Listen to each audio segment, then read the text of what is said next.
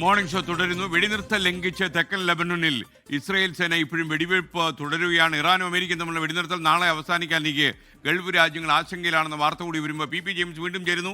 Welcome back to morning show P James. Thank you എസ്കേൻ. നിന്ന് ബോറടിച്ചോ?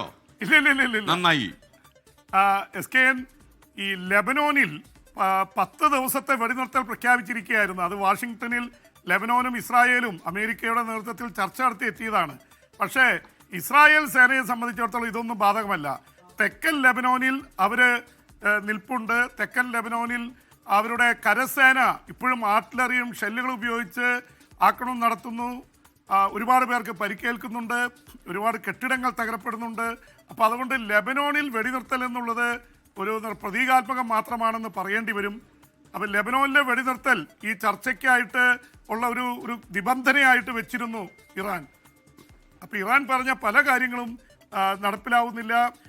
അതിനിടയിലാണ് ട്രംപ് 2 തരത്തിലാണ് എസ്കേൻ സംസാരിക്കുന്നത്. ഒന്ന്, നാളെ രാവിലെ മുമ്പ് ഇത് ചെയ്തില്ലെങ്കിൽ ബോംബുകൾ ചറപ്പിഴ വന്ന് വീഴുമെന്നാണ്, ഇറാനിൽ വീഴുമെന്നാണ് പറഞ്ഞിരിക്കുന്നത്. അതിനിടയിൽ തന്നെ പറയുന്നുണ്ട് പുതിയ ഒരു കരാറ് ഞാൻ ഓഫർ ചെയ്യുന്നു ഇറാന് വേണ്ടി എന്ന് ഇപ്പോൾ ഈ മണിക്കൂറുകളിൽ പറയുന്നു. ട്രംപിനെ സംബന്ധിച്ചിടത്തോളം ട്രംപ് വല്ലാത്ത ആശയക്കുഴപ്പത്തിലും ടെൻഷനിലുമാണ്. പക്ഷേ I am not under any pressure എന്ന് ഇടയ്ക്കിടയ്ക്ക് പറയുന്നുമുണ്ട്. അപ്പോൾ ഇതെല്ലാം കൂടി നോക്കുമ്പോൾ യഥാർത്ഥത്തിൽ യുദ്ധം തീരാനുള്ള സാധ്യത ഉണ്ടോ ഇല്ലയോ എന്നുള്ളത് സംബന്ധിച്ച് ആകെ ആശയക്കുഴപ്പത്തിലാണ്. ഗൾഫ് രാജ്യങ്ങൾ Saudi, UAE, Kuwait, Qatar, Oman അടക്കമുള്ള, ബഹ്റൈൻ അടക്കമുള്ള എല്ലാ രാജ്യങ്ങളിലും ആശങ്കയാണ്. കാരണം ഈ നാളെ അമേരിക്കയും ഇസ്രായേലും കയറി ഇറാൻ ആക്രമിച്ചാൽ ഇറാൻ തിരിച്ചടിക്കുന്നത് ഇസ്രായേലിലേക്കും ഗൾഫ് രാജ്യങ്ങളിലേക്കുമായിരിക്കും. ഇപ്പോൾ ആശ്വാസമാണ്, കഴിഞ്ഞ 10-14 ദിവസമായിട്ട് ആശ്വാസമാണ്. അപ്പോൾ 40 ലക്ഷം മലയാളികളും 1 കോടിയിലേറെ ഇന്ത്യക്കാരൊക്കെ ആശങ്കയിലും ആകാംക്ഷയിലുമാണ്.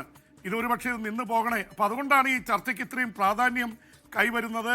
പാകിസ്ഥാൻ ആഞ്ഞു പിടിക്കുന്നുണ്ട് എസ്കേൻ. പാകിസ്ഥാന്റെ പ്രധാനമന്ത്രി, അവരുടെ ഡിഫൻസ് മിനിസ്റ്റർ അസീം മുനീർ, ഒരിടയ്ക്ക് ട്രംപ് പറയുന്നുണ്ട് പാകിസ്ഥാന്റെ സൈനിക മേധാവി അസീം മുനീർ പറയട്ടെ, എന്നിട്ട് തീരുമാനിക്കാൻ നമുക്ക് ചർച്ച വേണ്ടയോ, പ്രശ്നം തീർക്കണോ.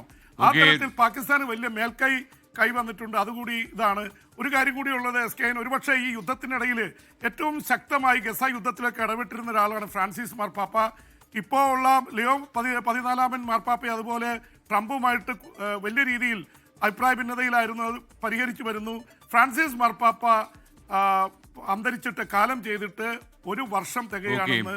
ഒരുപക്ഷെ അവിടുത്തെ സെന്റ് മേരീസ് ബസിലിക്കയിൽ മാർപ്പാപ്പയുടെ ഇതായിട്ടുള്ള ചടങ്ങുകൾ കൂടി നടക്കുന്നുണ്ട്. എസ്കേ, താങ്ക് യു പി ജെയിംസ്.